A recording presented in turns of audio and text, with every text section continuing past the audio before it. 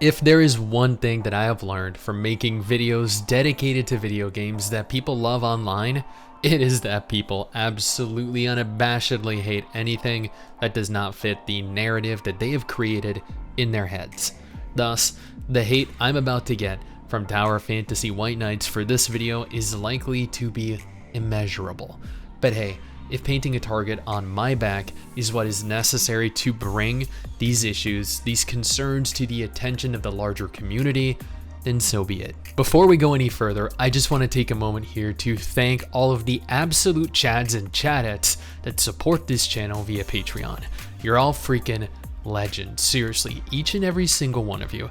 I would offer to give each of you a kiss, but I suffer from severe intimacy issues. Additionally, if you want to stay up to date with all the latest MMO gacha and gaming news, take a second here to follow Mrs. Stix and I over on Twitter. We tweet daily. Tower Fantasy has been a relative success thus far, probably one of the larger gacha releases in the last year or two. But just because it's popular right now does not mean that it isn't without its issues. On the contrary, the issues running rampant right now are game-breaking, as has been actively discussed across social media, even the official Discord, and unfortunately, the devs have shown the same level of disinterest as they always have. According to the Reddit thread that first brought this to the attention of players yesterday, there is a severe hacking problem going on right now.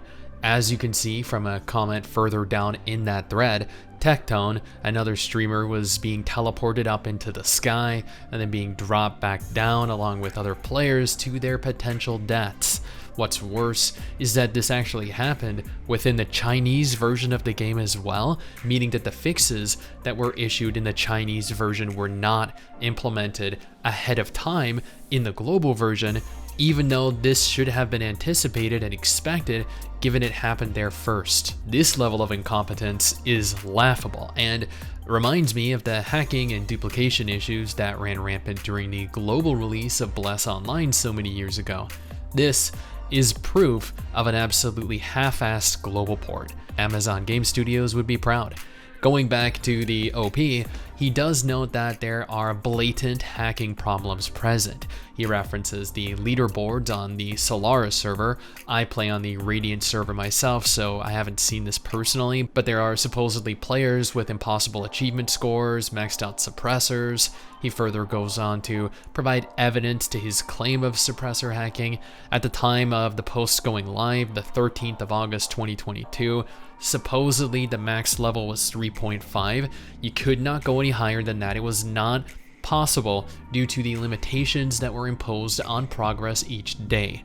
However, another user supplied images showing separate accounts with suppressor levels at 7.5, which is unattainable. The same users in question are, once again, supposedly on top of several rankings.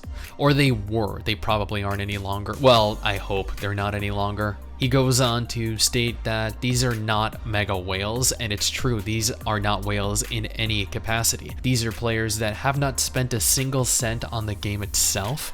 Rather, they've spent money on hacking tools, or at least they know of the vulnerabilities that they can compromise. Case in point, this is a YouTube video of someone speed hacking. This is a much more minor hack, as it doesn't really give them any particular benefit outside of, I guess, being able to traverse the land at rapid rates, or, you know, now that I think about it, maybe move out of and then within the immediate range of another player in PvP. These hacks are blatantly being posted across YouTube, across social media, across their own Discord channel, and things are continuing to escalate. They're getting worse. New World suffered from exploits just like this, and we all know how that went. Seeing the comment section filled with people asking how they can replicate this or where they can purchase the program is even more disturbing. We do not need another fun, potentially large, successful gacha MMO. Honestly, one of the first of its kind to die due to hackers dominating and abusing every aspect of gameplay. Thus far, the Tower Fantasy team have shown their incompetence, and they have lived up to the low expectations that players had based off of the disastrous Chinese launch. But they need to do better, and this is their time to show that they can. Now, if Tower Fantasy is proving to be too much for you, if you're looking for something else to play until they iron these issues out, I just uploaded a video on what is arguably the most fun gacha game that I've played all year. Or alternatively, here's a list of confirmed gacha games launching in 2022.